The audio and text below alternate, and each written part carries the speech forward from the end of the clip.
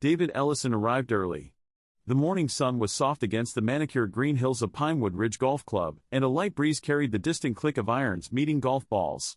It was the kind of serene Sunday he lived for, a peaceful break from boardrooms and business calls. Dressed neatly in a navy blue polo, pressed khakis, and clean sneakers, David walked toward the clubhouse entrance with his golf bag slung easily over one shoulder. He had a confirmed tee time, booked online with his company email, and had even called earlier in the week to double-check. But as he approached the front steps, a man in a staff windbreaker moved to block him. "Can I help you?" the man asked, voice tight.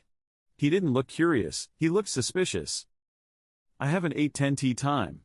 Name's David Ellison," David replied calmly, pulling out the confirmation on his phone. The man barely glanced at it. "We're private, sir. Members only." "I'm aware. I reserved through your guest pass system. It was approved." Still, the man stood firm. Behind him, a couple of older white members sipping coffee on the patio eyed the scene like a minor inconvenience in their otherwise pristine morning. "Let's not make this difficult," the staffer said. "This club isn't for everyone." David paused. The meaning behind the words wasn't subtle. He looked down at his clothes, neutral, professional. Nothing loud. Then back at the man, whose crossed arms and clenched jaw said everything. "You don't belong here," the man added under his breath, not even trying to hide it now. David didn't raise his voice. He didn't argue. Instead, he simply stared at the man for a long, quiet moment, then turned on his heel, walked back to his car, and drove off the property, slowly, deliberately. But the insult didn't fade. It carved itself into him. And as he pulled into his driveway, set down his clubs, and stared out at his quiet backyard, something shifted inside. Not just anger. Not even humiliation. It was precision. And resolve. He pulled out his phone, opened his business app, and tapped a contact under a folder titled, Real Estate, Opportunities. 2 days after the incident, David sat at the far end of a sleek, glass-walled boardroom overlooking downtown. The skyline was sharp and clear, a contrast to the low ceilings and quiet racism of Pinewood Ridge. His business partner, Clara, slid into the seat across from him, tossing a legal pad on the table. "You said this was urgent." David tapped the folder in front of him, its label plain, Pinewood Ridge Golf Club, Acquisition Potential. Inside were satellite images, tax reports, property history, and a 2-page financial breakdown. Clara opened it slowly, her eyes narrowing as she flipped through the documents. "Wait," she said. "This is the place?" He nodded. The one that told me I didn't belong," David said evenly. Clara leaned back in her chair. "And now you want to buy it?" "Not just buy it," David replied. "I want to own it outright. Quietly. I don't want negotiations. I want signatures." She studied him for a moment. She'd seen David make cold business moves before, but this was different. He wasn't driven by vengeance, he was driven by control. By precision. She respected it. "We've got the capital," she said finally. "But they're not on the market, are they?" David smirked. "They are if you know where to look." He tapped his laptop. The owner, Garrett Langston, inherited the club from his father. Doesn't play golf himself. The place is losing members, drowning in maintenance debt, and under pressure from a real estate developer trying to turn half the land into condos. Clara raised a brow. "So why haven't they sold yet?" "Pride," David answered. Same pride that let their staff turn away a paying guest because he didn't look the part. He stood up, walked to the whiteboard at the end of the room, and wrote one word, ownership. Then underlined it twice. "Let's make the offer. Cash. Full value. No strings. But the name on the paperwork isn't mine, not yet. Let's give them exactly what they think they want, silence." Clara smiled. "You are going to make them hand you the keys before they ever realize what they gave up." David nodded, eyes cold with clarity. "I'm not trying to be invited in anymore," he said. "I'm rewriting the guest list. For the next 72 hours, David operated in full acquisition mode, the kind his competitors both envied and feared. While the world thought he was taking meetings or traveling, he was assembling a team of lawyers, brokers, and analysts behind closed doors. The target, Pinewood Ridge Golf Club. He didn't need to knock on the front door, he went through the back. Public records showed the property had a balloon loan maturing in 9 months. Over 40% of the club's members had lapsed within the last 2 years, and their events calendar was nearly empty. Financials suggested the place was coasting on reputation and sinking fast. David had a silent partner front the inquiry, a shell LLC with no visible ties to him or his firm. The offer was clean, fair market value, all cash, immediate closing, zero press. No development plans. No rezoning. Just a quiet change in ownership. The kind of deal a tired legacy heir would accept without question, especially one who didn't care about golf, only about unloading his father's headache before it crushed him financially. The current owner, Garrett Langston, was hesitant at first. His family had run the club for 3 generations. But numbers didn't lie, and neither did stress. Garrett's father had poured money into the course like it was sacred land, but that loyalty hadn't passed to his son. Garrett wanted out. Quietly. Without press. Without noise. Without headlines that screamed club sold to the old money members who'd see it as betrayal. By Thursday afternoon, Garrett agreed to a preliminary term sheet. The LLC, registered under a generic name, would handle everything. No logos. No changes. Just a silent transaction. David received the signed email while standing at his kitchen counter, Marley, his aging golden retriever, curled up at his feet. He didn't smile. He just muttered, hole in one. Sunday morning. Same time. Same sun slicing across the dew-covered hills of Pinewood Ridge. David Ellison pulled into the lot in the same charcoal sedan he had driven exactly 1 week earlier. He wore the same clean navy polo, the same khakis, the same calm expression. But this time, everything was different.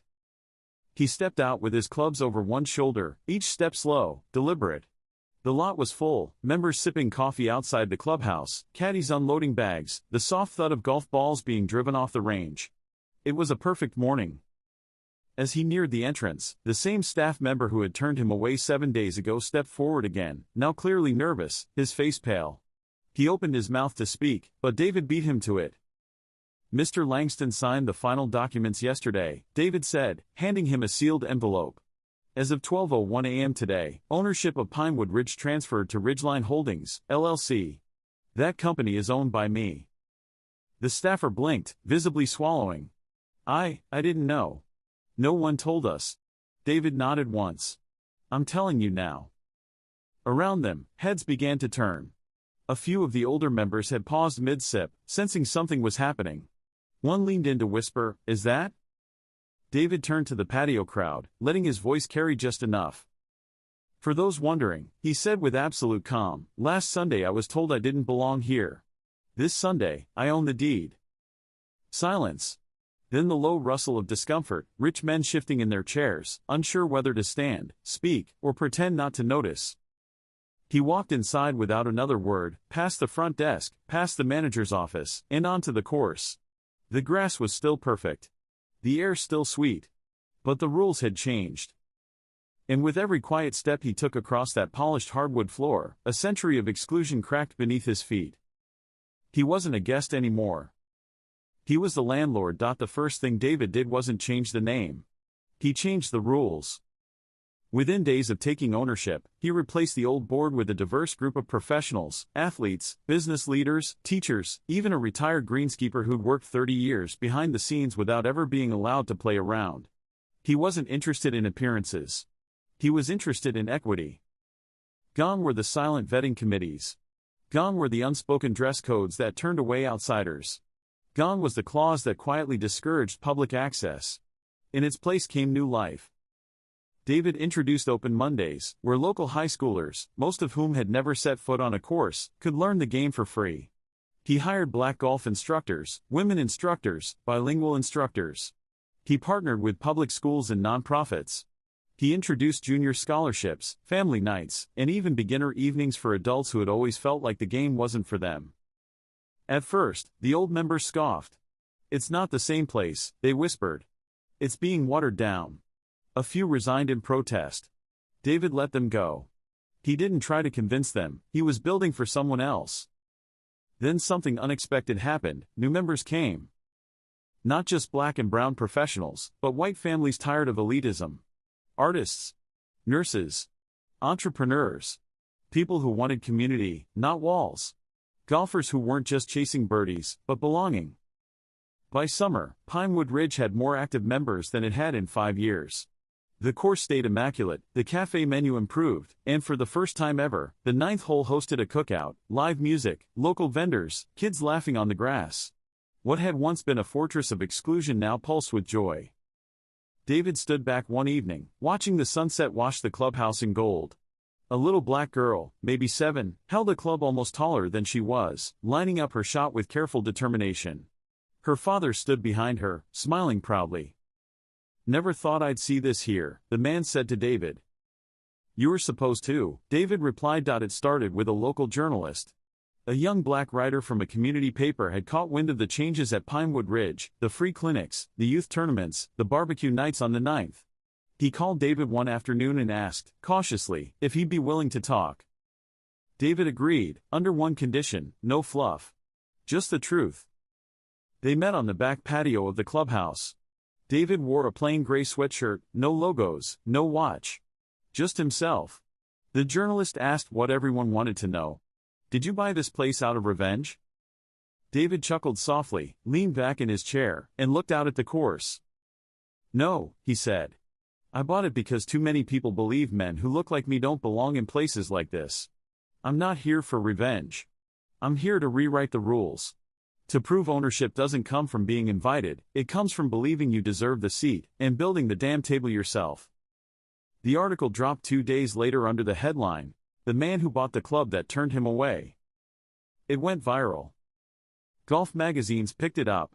Black-owned platforms shared it with fire emojis and headlines like "This is how you flip the script." ESPN did a segment. The clip of David calmly explaining his purchase and his purpose aired on a national morning show. His face, quiet but powerful, became a symbol not of confrontation, but of transformation. Former pro golfers reached out. Parents wrote him letters about what their kids felt playing on a course they once thought off-limits. An HBCU invited him to speak at commencement. The governor's office sent a congratulatory note. David didn't care for the attention, but he recognized its value. He knew the difference between noise and impact. And now, the story wasn't about one man being told you don't belong.